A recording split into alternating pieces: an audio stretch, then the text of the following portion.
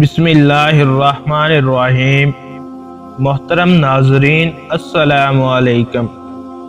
رسول خدا صلی اللہ علیہ وآلہ وسلم کی حیات طیبہ میں ایک صحرائی عرب آپ کی زیارت کے لیے مدینہ منورہ کی طرف روانہ ہوا۔ راستے میں دیکھا کہ ایک کبوتری نے بچے دیے ہوئے تھے۔ اس نے کبوتری کے بچے اٹھا لیے اور دل میں کہا، یہ بچے حضرت صلی اللہ علیہ وآلہ وسلم کی خدمت میں بطور تحفہ پیش کروں گا۔ جب کبوتری نے اپنے بچے ایک انسان کے ہاتھ میں دیکھے تو وہ بڑی مسترف ہوئی اور اس کے سر پر چکر کاٹنے لگی۔ وہ شخص مدینہ منورہ پہنچا اور مسجد نبوی میں گیا۔ حضرت صلی اللہ علیہ وآلہ وسلم کی زیارت کا شرف حاصل کیا اور کبوتری کے بچے آپ کی نظر کیے۔ کبوتری نے جیسے ہی اپنے بچوں کو دیکھا تو وہ تیزی سے زمین پر اتری اور بچوں کے گرد چکر لگانے لگی۔ پھر وہ اڑی اور کچھ دیر بعد واپس آئی تو اس کی چونچ میں غذا تھی، جسے اس نے چوزوں کے سامنے ڈالا اور اڑ گئی۔ پھر کچھ دیر بعد دوبارہ واپس آئی اور اپنے چوزوں کے سامنے غذا ڈالی۔ اس منظر کو رسول اکرم صلی اللہ علیہ وآلہ وسلم اور دوسرے تمام صحابہ کرام نے دیکھا۔ رسول اکرم صلی اللہ علیہ وآلہ وسلم نے اپنے صحابہ سے فرمایا، تم نے دیکھا کہ ایک کبوتری کو اپنے چوزوں سے کتنی محبت ہے؟ صحابہ نے کہا، بے شک یا رسول اللہ، آج ہم نے ماں کی ممتا کا یہ عجیب پہلو دیکھا ہے۔ حضرت صلی اللہ علیہ وآلہ وسلم نے فرمایا، مجھے اس ذات کی قسم جس کا ایک قبضہ قدرت میں میری جان ہے اور جس نے مجھے برحق نبی بنا کر مبعوث کیا ہے، تم نے ممتا کی جو شفقت دیکھی ہے، اللہ رب العزت اس کی نسبت ہزاروں گنا اپنے بندوں پر مہربان ہے۔ یہ سن کر صحابہ بہت خوش ہوئے اور انہوں نے خدا کا شکر ادا کیا۔ پھر حضرت صلی اللہ علیہ وآلہ وسلم نے حکم دیا کہ کبوتری کے بچے آزاد کر دیے جائیں۔ جلی نوس اپنے دور کا مشہور حاذق طبیعت اور بہت بڑا عالم تھا۔ ایک دن بیٹھے بٹھائے اس کے ذہن میں ایک سوال پیدا ہوا کہ خدا نے غلاظت میں پلنے والے سیاہ پنوورے کو کیوں پیدا کیا؟ اس غلیظ پنوورے کی پیدائش کا کوئی فائدہ نہیں ہے۔ آخر اللہ نے بے فائدہ اشیاء کیوں پیدا کی؟ کافی عرصہ جلی نوس اسی وہم میں گرفتار رہا۔ پھر قدرت کی طرف سے ایسا ہوا کہ اس کی آنکھوں میں درد شروع ہوا۔ جلی نوش اگرچہ خود بہت بڑا طبیب تھا، لیکن اپنی تمام تر کوششوں کے باوجود اپنی آنکھ کا درد ختم کر نہ سکا۔ دوسرے اطباء نے بھی بڑی کوشش کی، لیکن اس کی آنکھ کا درد ختم ہونے میں نہ آیا۔ ایک دن ایک بڑھیا جالی نے اس کے پاس آئی اور اسے کہا کہ میرے پاس ایک بڑھیا موجود ہے جو کہ آنکھوں کے لیے بڑی مفید ہے، خاص طور پر یہ درد چشم کے لیے تفسیر ہے۔ جلی نے اس سے کہا، آپ مہربانی کر کے وہ دوائی میری آنکھوں میں لگائیں۔ عورت نے سلائی سے وہ دوائی اس کی آنکھوں میں لگائی۔ تھوڑی ہی دیر کے بعد آنکھوں کا درد ختم ہو گیا اور جلی نے اس کو آرام عطا کیا۔ اس کے بعد جلی نے اس بڑھیا کو بلایا اور اس سے پوچھا کہ تم نے یہ لاجواب دوائی کس چیز سے بنائی ہے؟ عورت نے کہا کہ گوبر میں پائے جانے والے سیاہ بھمرے کو میں نے پکڑ کر مارا، پھر اسے دھوپ میں خشک کیا، اس کے بعد میں نے اسے کوٹا اور یہ وہی دوائی ہے جو میں نے آپ کی آنکھوں میں لگائی ہے۔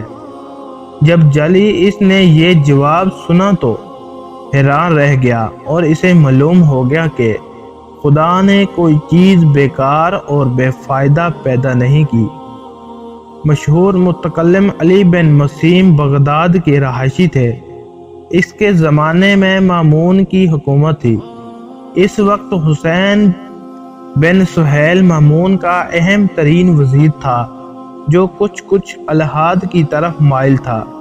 ایک دن ایک زندیق نے اس کے پہلو میں بیٹھ کر شخصیت بگاڑ رہا تھا اور بہت سے افراد اس کی باتوں کو دلچسپی سے سن رہے تھے۔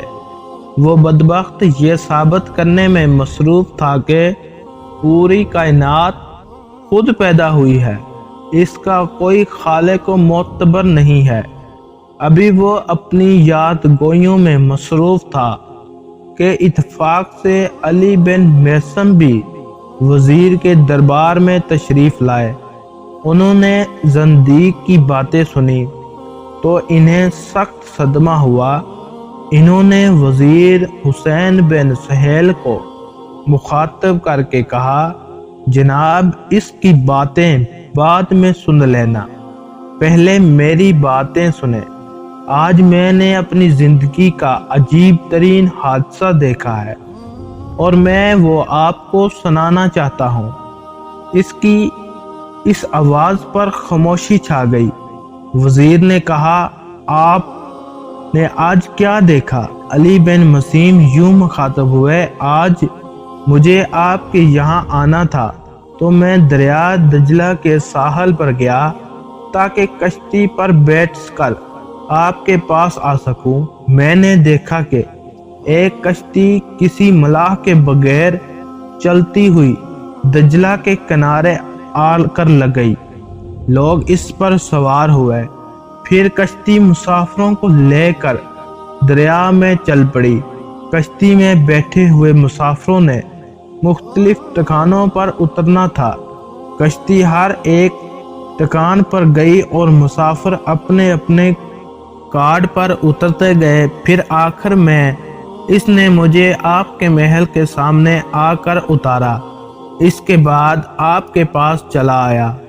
زندیق نے کہا، جب یہ داستان سنی تو اس نے چیخ کر کہا، وزیر صاحب، اس شخص کی باتیں سننا وقت ضائع کرنے کے مترادف ہے۔ یہ تو مجھے احمق انسان معلوم ہوتا ہے، اس میں عقل و فہم کے نام کی کوئی شے ہی نہیں ہے۔ کہا، آپ نے یہ کیسے فیصلہ کر لیا کہ یہ احمق ہے؟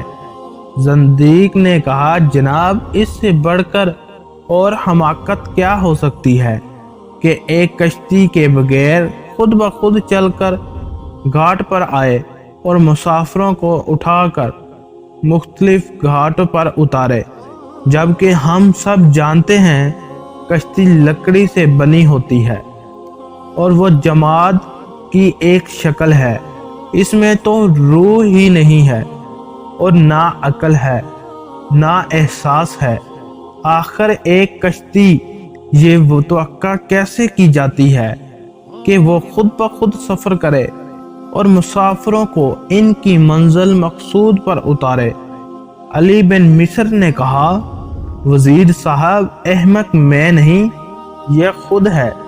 اگر ایک کشتی ملاح کے بغیر سفر نہیں کر سکتی تو خدارا مجھے بتائیے کہ زمین، سورج، چاند، تارے بھی تو جمادات ہیں، ان میں بھی کوئی روح نہیں ہے اور لاکھوں سالوں سے کسی مدت کے بغیر اپنے اپنے مدار میں کیسے گردش کر رہے ہیں، اور وہ اپنے مدار سے کیوں نہیں ہٹتے، اور وہ مسلسل لگی بندھی حرکت کیوں کر رہے ہیں، جبکہ کشتی تو ملاح کے بغیر نہیں چل سکتی۔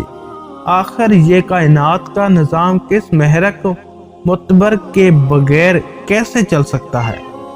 علی بن یوسف کی اس تقریر سے زندیق کے ہاتھوں کے طوطے اڑ گئے۔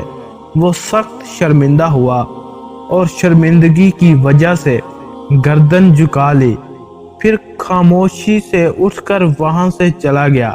امید کرتا ہوں کہ آپ کو آج کی ہماری ویڈیو اچھی لگی ہوگی۔ اگر آپ کو ہماری ویڈیو اچھی لگی ہے تو ویڈیو کو لائک کریں اور مزید اس طرح کی ویڈیو دیکھنے کے لیے ہمارے چینل کو سبسکرائب کر لیں۔ تو ملتے ہیں نیکسٹ ویڈیو میں، اجازت دیجیے، اللہ حافظ۔